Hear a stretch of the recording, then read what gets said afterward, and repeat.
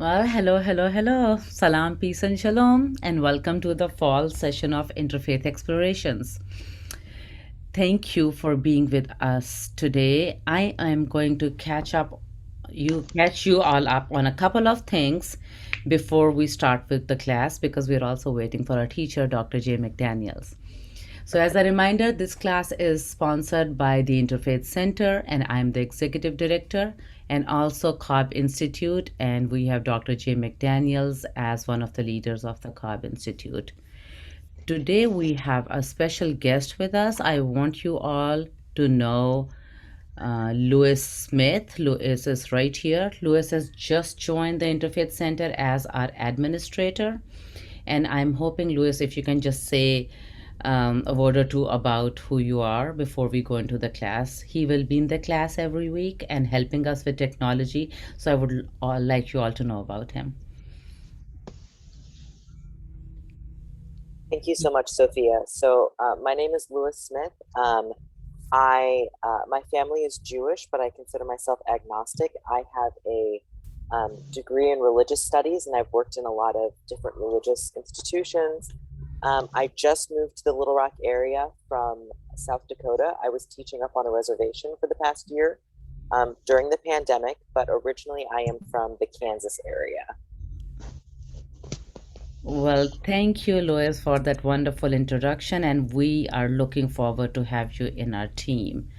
Now, having said that, let me see if Jay is here. Are you here, Jay? Oh, I see you. I see you. Here you are.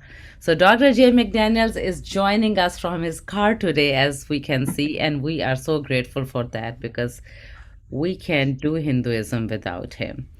So, this is our second session of Hinduism. Last time we talked about puja, if you all remember. And today we are going to talking about reincarnation and Om, if I'm correct. But with that, I wanna hand it to Jay to lead us on.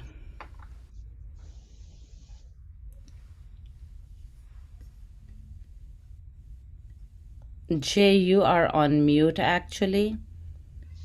As you All are, right, can you hear me now? Can everybody hear me? yes, we can hear you. And I will be doing the screen sharings for you. So as you tell me. Well, great.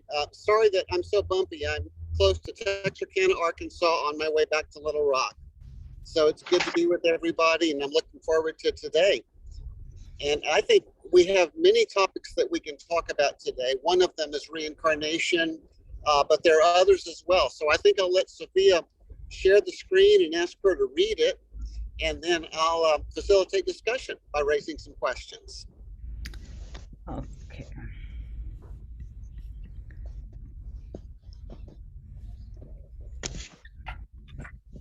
Okay, here we are. Jay, what is the reading that we should start with? Can you give? Sophia, go ahead and start with this first one from the Bhagavad Gita that says theophany.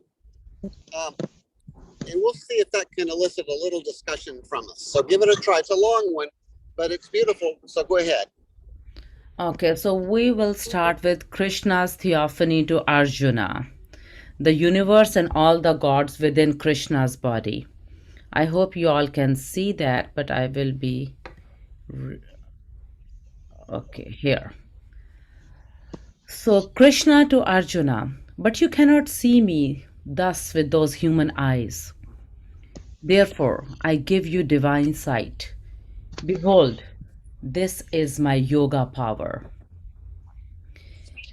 When he had spoken those words, Shri Krishna, master of all yogis, revealed to Arjuna his transcendent divine form, speaking from innumerable mouths, seeing with myriad eyes of many marvelous aspects, adorned with countless divine ornaments, brandishing all kinds of heavenly weapons, wearing celestial garlands and raiment of paradise, anointed with perfumes of heavenly fragrance. Then the son of Pandu beheld the entire universe in all its multitudinous diversity, lodged as one being within the body of the gods of God. And then was Arjuna, that lord of the mighty riches, overcome with wonder. His hair stood erect.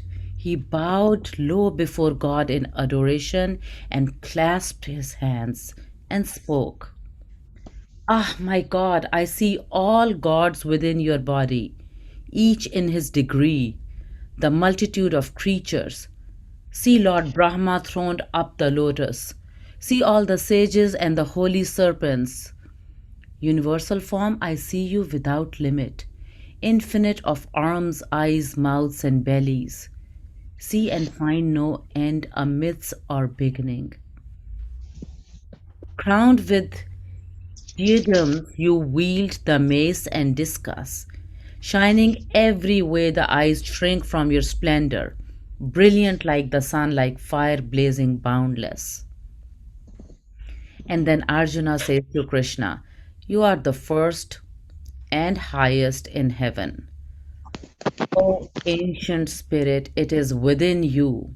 The cosmos rests in safety.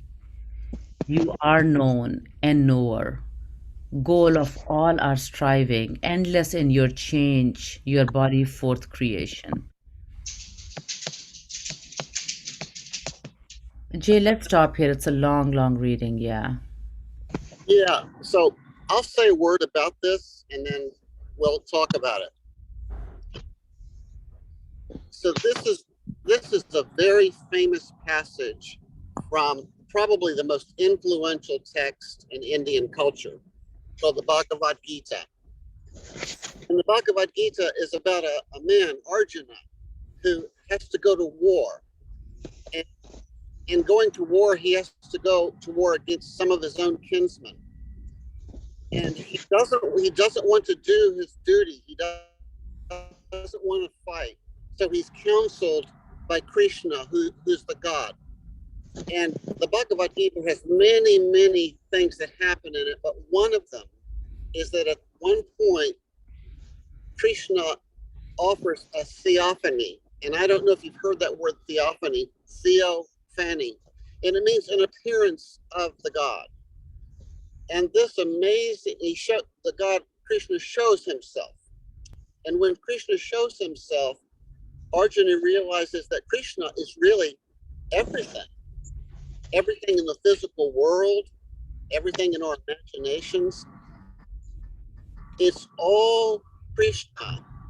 All the gods, all Krishna. All the hills, rivers, trees, Krishna. All the human actions, Krishna. Krishna bodies forth the whole of the universe. I just some questions for us to consider. Here's one. In the Islamic tradition, and actually in the Jewish tradition and in Christianity, there's been a separation between God and the universe and what's happening. And one reason that separation exists is because Jews and Christians and Muslims have to separate the universe from God. Actually, to say that there's some things that happen in the universe that just aren't God. They're evil. They're bad. But in this particular passage, in this theophany, Arjuna realizes that God bodies forth everything. And I was just wondering, for those of us in the class today, what do you make of this idea that God bodies forth everything, and everything is itself a bodying forth of God? Any thoughts on that? Is that your perspective, or do you differ from that perspective? So I can't see your hands, but Sophia can, and she can call on you, and I'll look forward to hearing what you want to say. You have to say.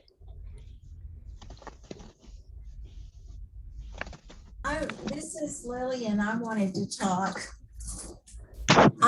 I love this passage, especially the part where Arjuna, and it's influenced me my whole life, and he's standing looking down at the battle. He's all ready to go. He's the general, and those are all his cousins over there.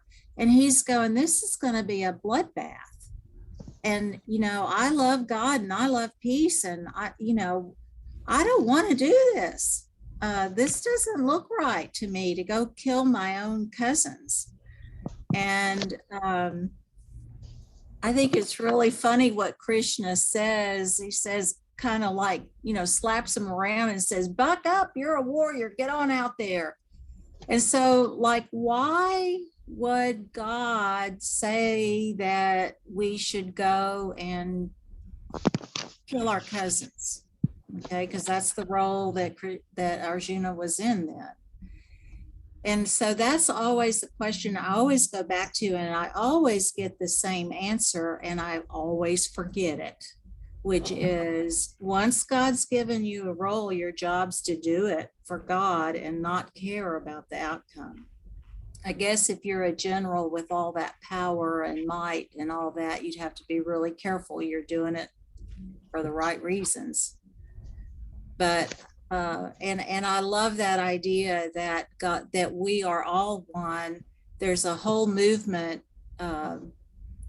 Rupert Spira, who was taught by a Hindu man for years. There's a big non-duality movement in training in the spiritual movement world. And I'm actually in a class that I've been in for a year, trying to embody the concept of what everything we do it basically as the hands of the creator. There is no difference. We are all permutations of the same source of energy. And that is just, the first time I was a freshman in college and I was being taught about fundamentals of philosophy, and one of the philosophers, and I don't remember his name, they were touching the desk. This is an illusion. These physical things that we're touching are simply energy. It's all one thing. I think that's a phenomenal idea, and it's very exciting, and it's very challenging to apply. Well, thank you so much. And I like your phrase, we're all permutations of the divine. There's a single energy, and everything that you see, ourselves included, is a permutation thereof. That can be exciting and that can be challenging. Anybody else want to talk about this idea that everything is a permutation of God? Debbie, I have spotlighted your video. It's a beautiful passage, Jay, and I love what it says. For me, as a Jew, that's what the Shema says, that there is no separation. God is in everything, animate, inanimate. It doesn't, God is, and everything is from God, both good and evil. Everything is of God. We just don't understand it all. So would you be inclined to say then that all violence is from God? Yeah. Yeah. For me, yes, everything is from God. I choose what I'm going to do with it. But all the violence, Well, Well, there are things that people do that are violent. But if the entire everything is God and God is the entire everything, then like an executive of a company, which is a poor analogy, but the buck stops here. I mean, yes, in that sense, but we cause, as humans, we cause a lot of destruction. And Jay, the idea that God allowed it or it wouldn't be, I mean, it's set up so it's allowed to be.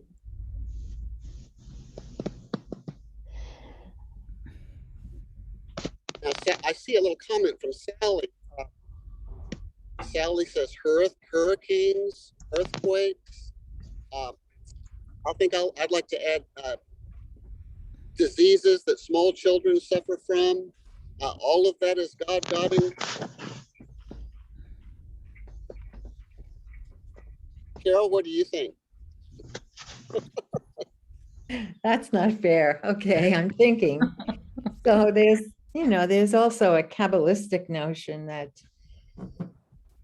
in order to create the world, the divine contracted itself, and then there was this void that was created, and it's in that void that what the mystics call Sitra Achara, the other side, the other energy, asserts itself. So all is God except for the mystics, maybe that void, that mysterious space, which was created when God contracted its energies, or the creator contracted its energies. It's not an easy thing to speak about while you're in a car. So I think it would take a little, but it's another system of imagining the infinite in finite terms. Well, I'll challenge us just a little further. I saw one more comment. I think it was Emily. Emily said the Holocaust. That's God guiding too. So that's my last challenge, and then I'll say a word, and then we'll move on to the next one. But would you want to go so far? Let's just say that. Let's have Sally join in the conversation. Oh, Sally, sorry. God is there too. God can sanctify our deepest distress. So yeah, it's all God. All of it. So, Jay, are you coming from this assumption or understanding that if God created everything, then it needs to be perfect and happy and no sadness or grief or misery? Well, my own perspective differs from this, and so I don't think that God created the world out of nothing myself. I think there's always been something in addition to God, and that the universe has power also, not reduce God's power. So I think that we do things destructively all the time that are painful also to God. And there are things that even God cannot prevent. Redeem, yes. Heal, yes. But not prevent. So I'm a little more on the side of Harold Kushner, the Rabbi Kushner, when bad things happen to good people, or Bradley would say the same. So I personally, I'm not on the side of saying that everything that happens is divine activity. But I think I understand why people would like to say that. And I gather that there must be a kind of beauty in that. But for me, some of the horrors in the world, I simply can't say that's God acting. Interesting. Lauren, I at least have one sympathizer there. Lauren, you want to say a word?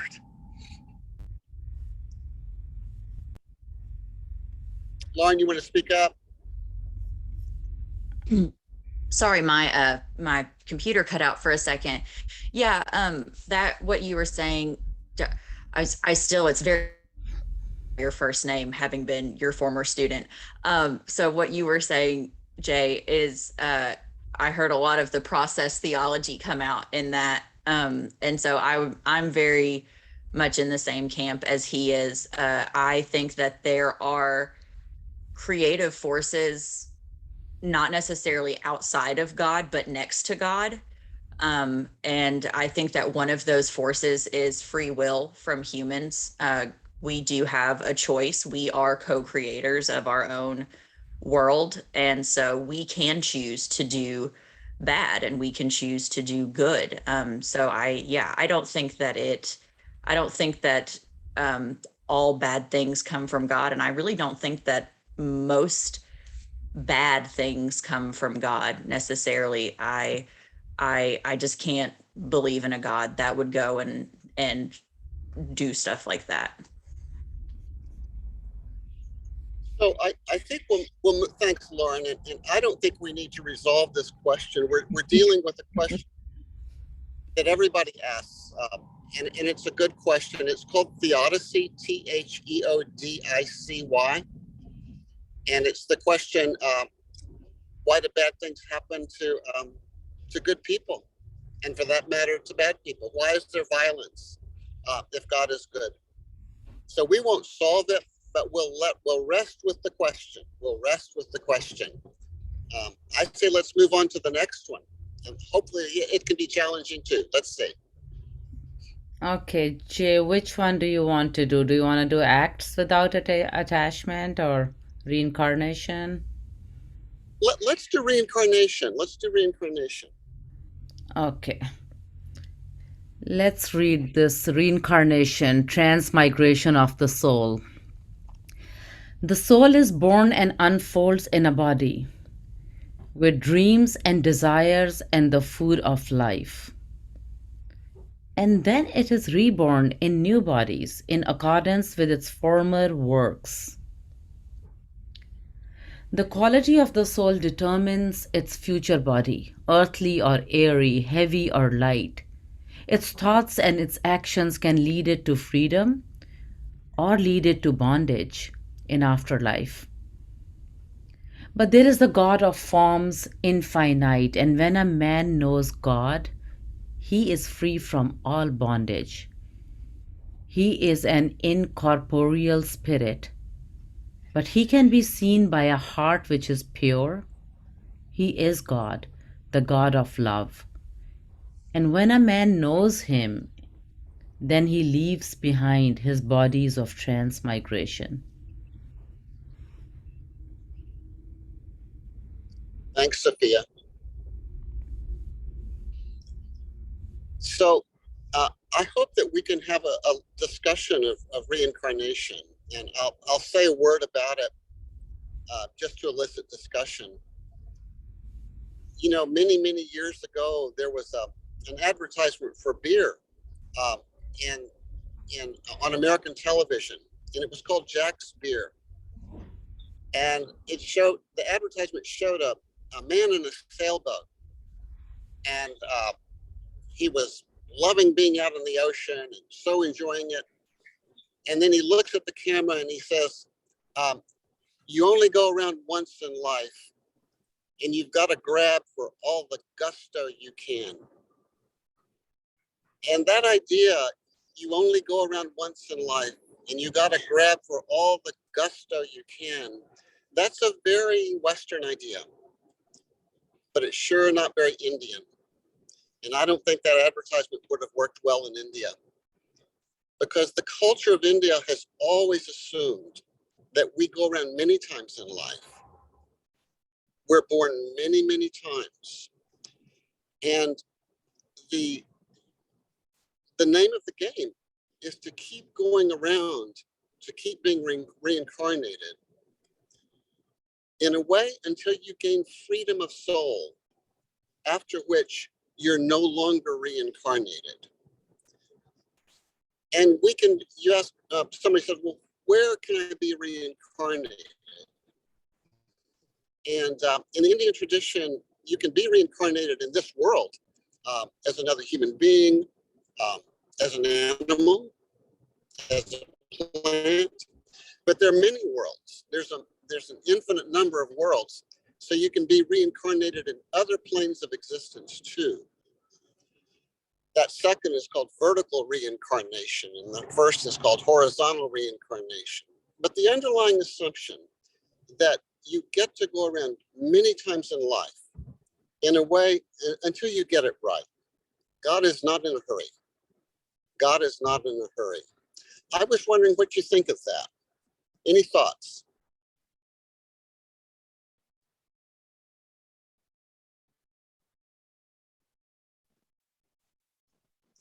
Is anybody ever? Yeah, go ahead.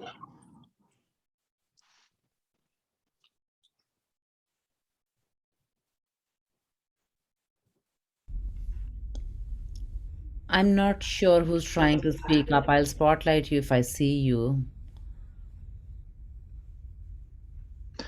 So, well, I can speak up for the reincarnationists, I guess.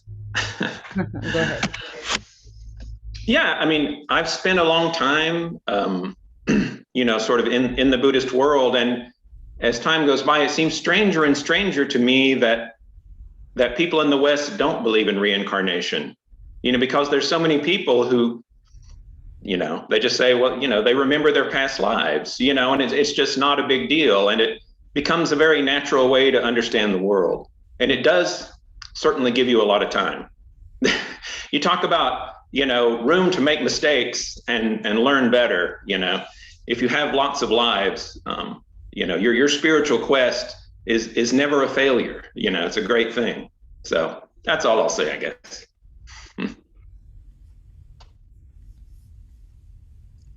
Thanks, Doug. And so we've got one vote for reincarnation. Anybody else? I think in our tradition as well, if you can hear me, that there's a notion of reincarnation, maybe not identical to the one soul journeying over and over, but parts of a soul. So sometimes we'll say that Rabbi Akiva, for example, is a reincarnation of Eliyahu, Prophet Elijah. There are parts of the tradition that speak about the soul or parts of a soul returning to be repaired, tikkun, to have a complete repair. And Jewish folklore is full of reincarnations. The most famous, I guess, is the Dybbuk, which has become Ansky's play about a soul that invades a body when a marriage arrangement is made that shouldn't have been made. So Jewish folklore is full of the notion of reincarnation, and Jewish mysticism certainly is. But even the more traditional texts that will talk about Pinchas, for example, as being the reincarnation of someone. So it exists in our tradition, it's just not popular. Does that make sense? It's not popular. It's not the popular version that a child will learn in Sunday school. But it becomes a reality in later inquiry, with serious study. I'm adding Joyce and Lauren to comment and add to the conversation. I'm currently identify as Buddhist, but even before I was, while I was still a Christian, I've always believed in reincarnation. And I remember reading something that to those who believe, no proof is necessary. To those who don't, no proof is possible.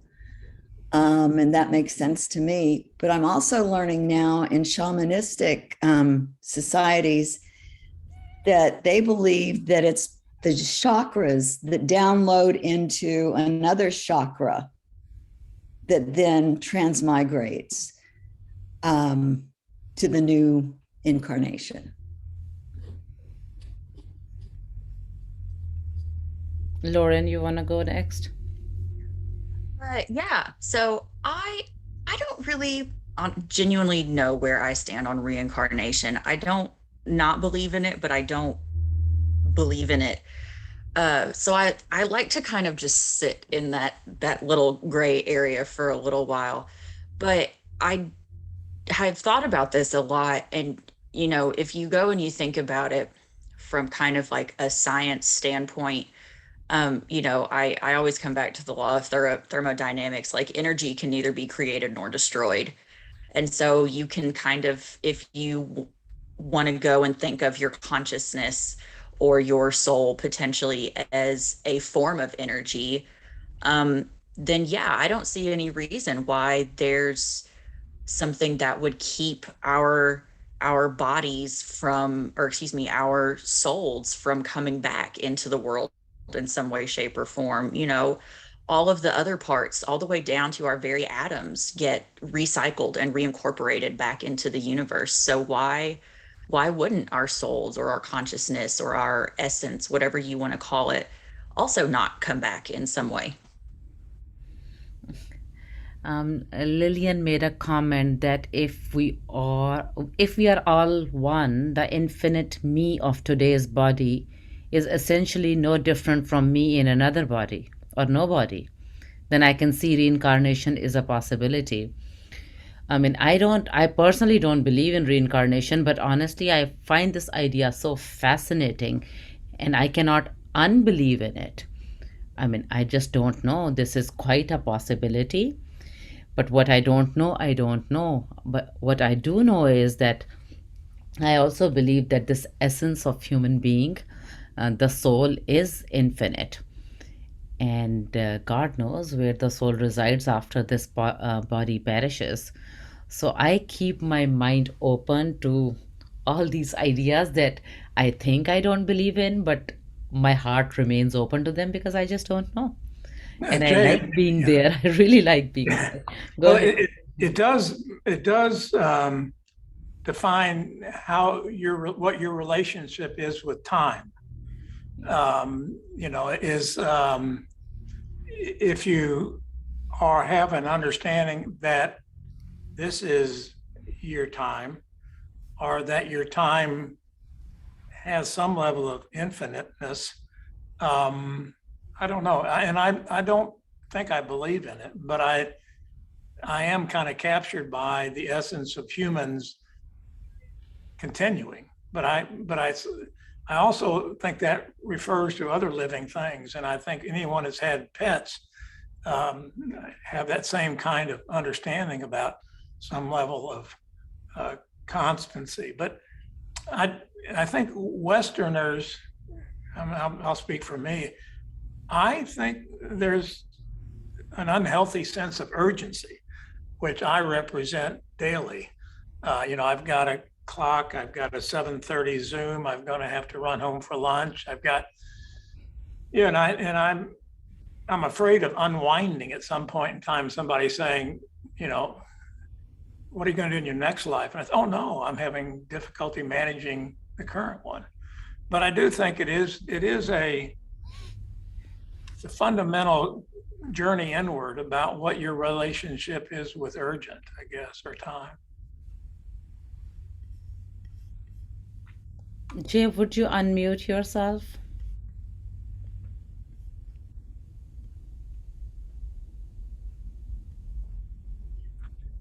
Most of the comments that we've had so far have either been sympathetic to reincarnation or said, I'm open to it, but I'm not sure. Does anyone have any idea why someone might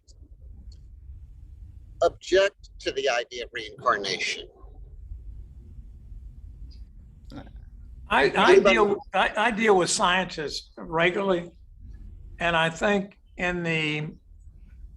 I would tend to think, and I can't speak for them because I'm not a scientist, but my sense is that they would have difficulty with that continuity. Well, I think I'm going to mention one more reason, Lou? just so that we keep it in our minds. One thing that goes along with reincarnation sometimes is a kind of optimism that God is not in a hurry, and you have as many lifetimes as you want, and the aim ultimately is not to be reincarnated. I hope you understand that in India, you will be reincarnated until your soul is purified, after which there will be no more reincarnation. You'll be absorbed into the divine ocean. There will be no more you, just the ocean. So that's the idea in India. But some people say, but if that's true, then I'm not sure people are really take life seriously enough, or that they are accountable for their actions. So I was wondering if anybody thought there was any wisdom in that idea that if you don't believe in reincarnation, you might take your life ever more seriously because it's finite and precious and limited, and we're morally responsible. Anybody have any thoughts on that? And then I think we'll move on to the next one. Debbie, do you have a comment? You raised your hand. No, I didn't, but that's okay. Okay, I that's think fine. that as humans, we like to have an answer. And when you get into these areas of faith or reincarnation and all, it's very tempting to latch on to one thing and believe that one thing strongly, so that you're not constantly wondering what if. I think people don't like not knowing. I've always liked not knowing, so I have no trouble with it. And when I was a child, my first concept, before I started Sunday school or anything, of God and the universe and why we were created, why am I here, was that I had this picture of, because I knew enough about God to know that he was the big guy. Everything he created, everything is of God. And I thought, okay, well, being all by himself up there was very boring. So he created us so that he could sit back and watch what we do. Kind of like TV. There was no TV back then. But we're for his entertainment and amusement. So I don't know what that has to do with it, but that was my very first concept of God and why am I here. Well, I suggest that we move on. I think that our explorations need not result in conclusions. They can result in questions. Yes. So let's move on. Let's move on to Om briefly. Sophia, would you read that? Yeah, let's do Om. That's beautiful. So, even as all leaves come from a stem, even as all leaves come from a stem, all words come from the sound Om. Om is the whole universe. Om is in truth the whole universe. Om.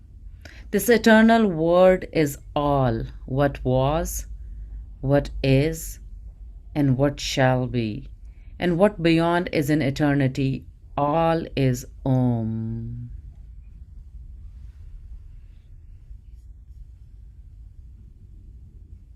I'll say a word just to get us started, but I hope that people will jump in. Those of you who remember the New Testament, the Christian New Testament, and you remember the Gospel of John, it begins like this. In the beginning was the Word, and the Word was with God, and the Word was God. And at one point, the Word became flesh. So I had a student once, and the student said, what was that word? And she'd been studying Hinduism. And she said, I think the word was Om. It was a sound. It wasn't a word with meaning. It was a sound. And the sound was the primordial sound of the universe. And that sound was Om. That's how my student understood it. And I like the idea, actually, that there's a deep sound, a primordial sound. I know some would say the deep sound is silence. And I think that's true. But could the deep sound actually be a sound also? Could it be Om? Anybody have thoughts on that? What is your sense of the deep sound of the universe?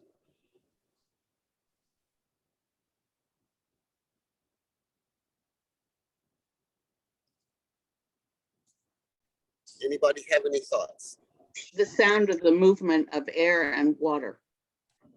That's how I've always pictured it. Could you say, I'm sorry, would you say it one more time? I'm sorry. The sound of the movement of air and water, the whooshing, the rushing. That's how I've always pictured it. Anybody else? Thank you. I've always kind of thought of it almost as a sound that's so low and so deep that you can't hear it, but you can feel your body.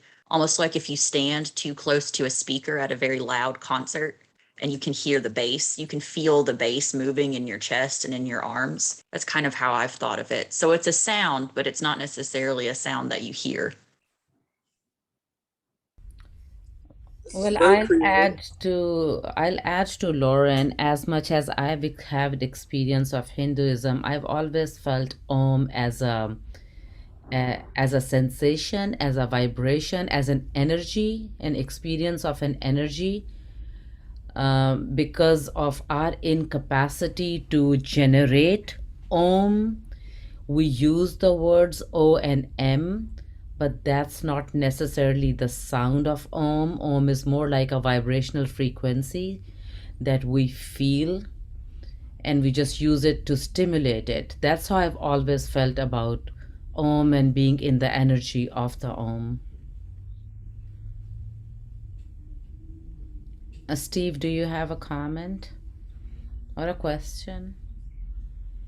Really, you just said it, and also Lauren, because I really do feel it's vibration, and which that vibration, it's a sound, but it can also be silence, and you can also feel it in the wind. You can feel it in the water. There is a vibrational energy, I believe, within all of us and within everything.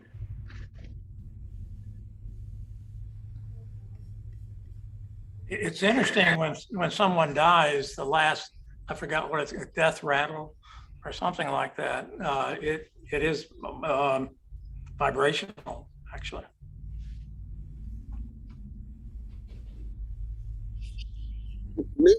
Sally, did you want to say something? Oh, I'm just a scientist. I mean, sound is vibration. You can see it on an oscilloscope. It's all of our language and communication.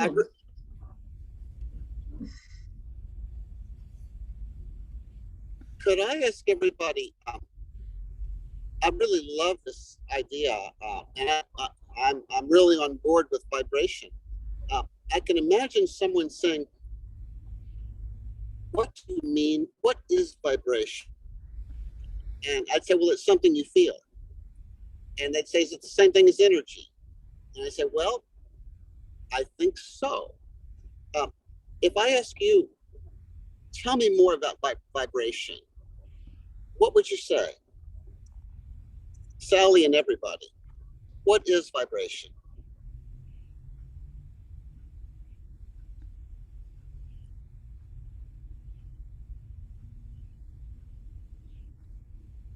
Is anything not vibration?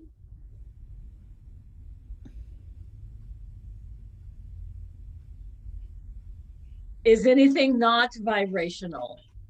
Very good question.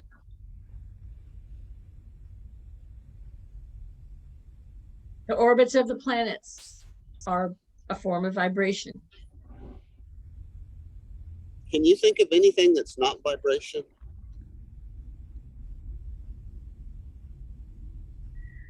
Love and human kindness.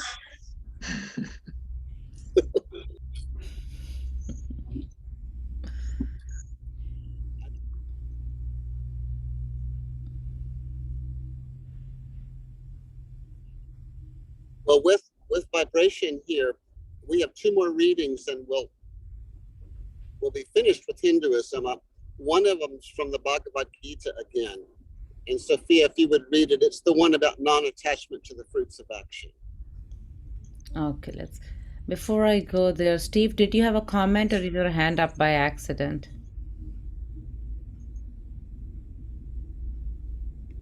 Okay, that's fine. That's what I thought. That's fine. Okay, let's go to Jay. Which one do you want to go to? Shankara, or is there something above that? Well, right above reincarnation, there should be one right there on non-attachment. Act without attachment to results. Okay. Let's just have a brief word about that. Go ahead. Okay, so we're going back to Bhagavad Gita and speaking about act without attachment to results. So perform every action with your heart fixed on the Supreme Lord.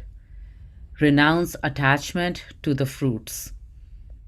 Be even-tempered in success and failure. For it is this evenness of temper which is meant by yoga. Work done with anxiety about results is far inferior to work done without such anxiety, in the calm of self-surrender. Seek refuge in the knowledge of Brahman. They who work selfishly for results are miserable.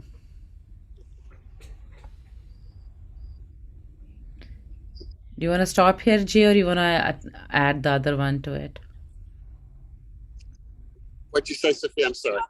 Do you want to stop here or add the You can other stop there. paragraph? No, Okay. let's stop there, and let's just see if we want to reflect a little bit on this notion of act without attachment to results. We've been there before with Taoism. Here we see it again with Hinduism. Anybody have any thoughts?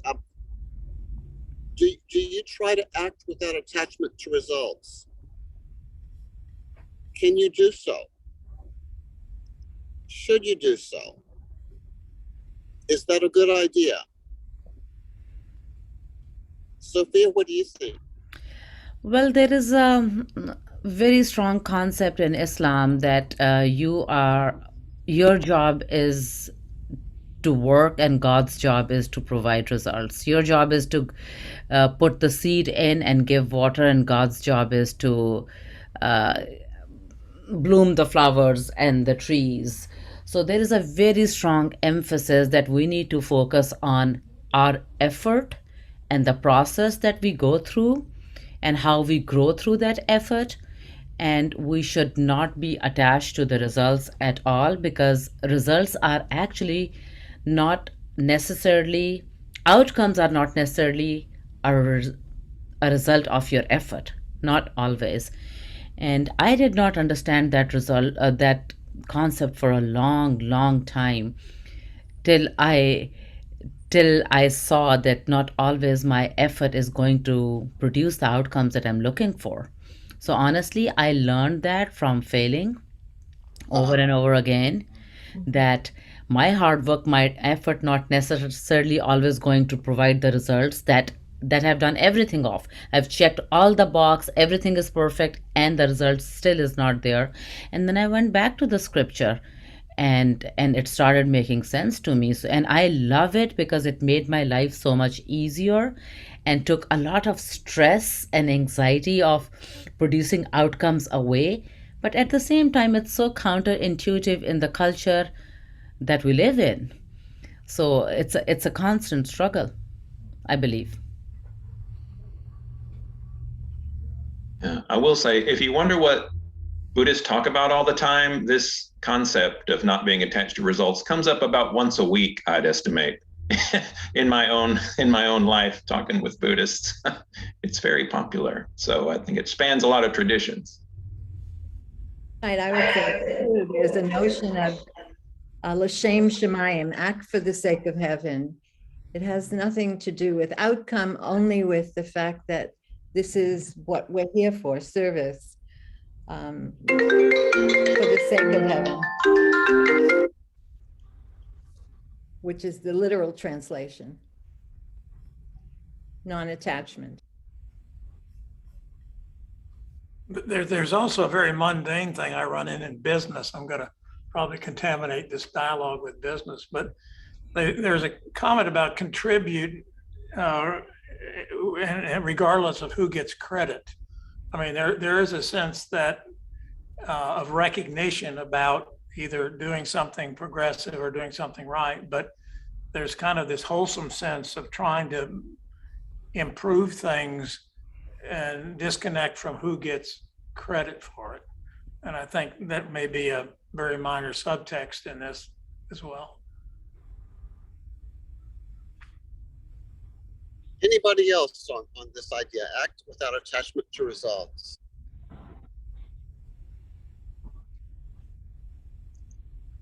I tell you one thing I wonder, and I don't have the answer to it. I often think about Martin Luther King Jr.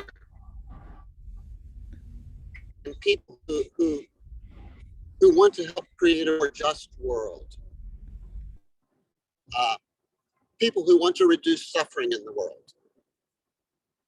And when I see those people with that passion for justice, I have to admit, it seems like they want results. They hope that something good will come from what they do. They're not guaranteed that, but they do seem a little attached to outcomes. But I wonder if that's not a good thing. I wonder if that's not a good thing. Does anybody have any thoughts on that? Can you offer clarity to me on that? In the passion for justice, would it be good not to be attached to results?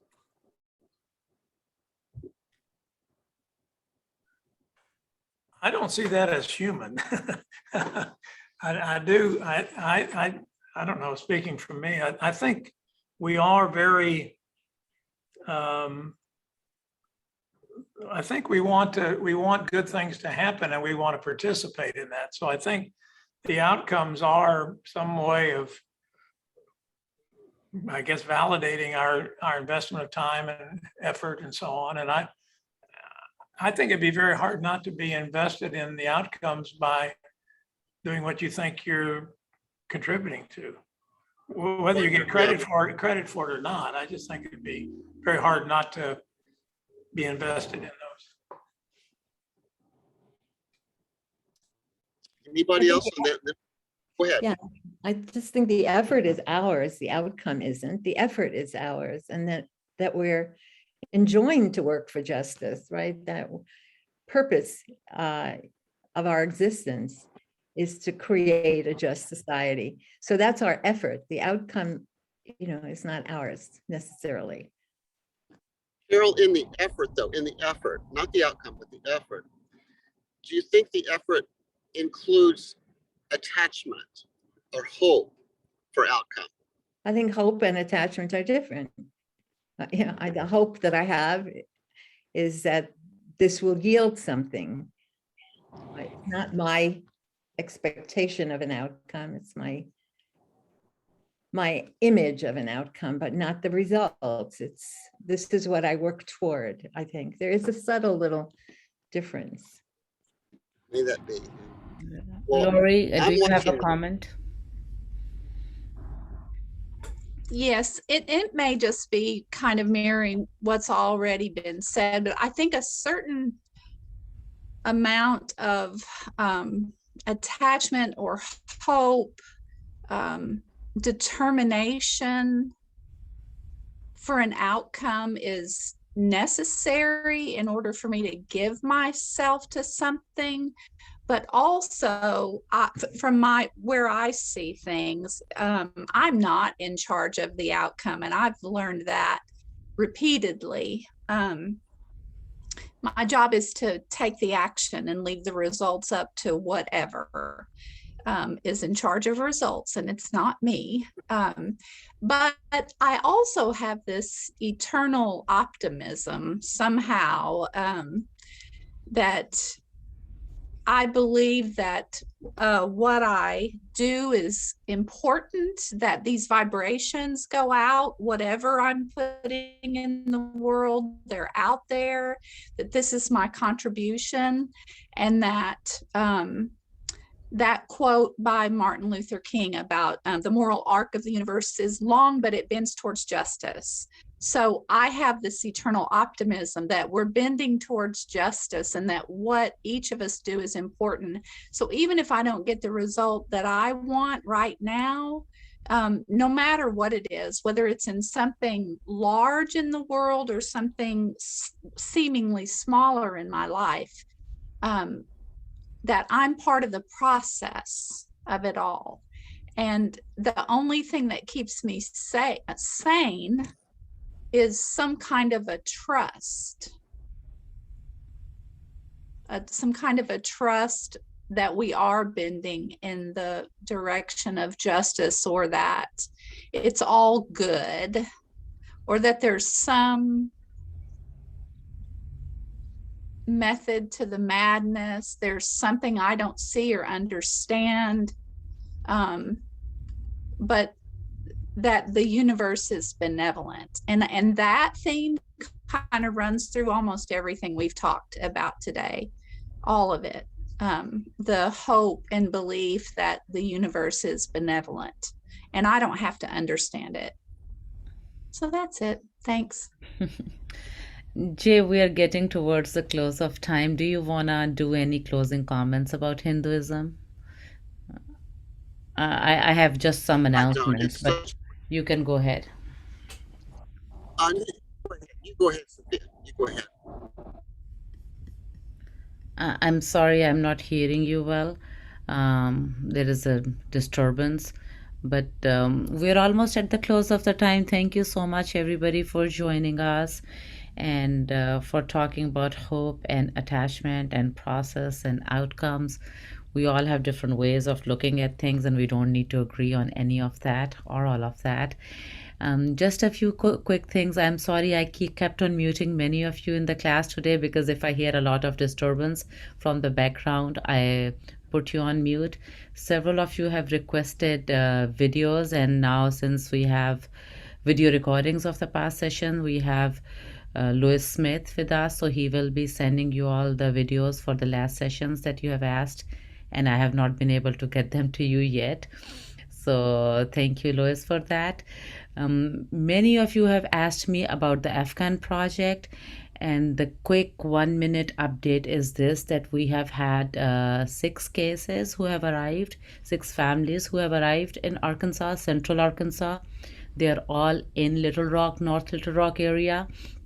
Each one is adopted by a different congregation who is taking care of all of their immediate food, housing, shelter needs.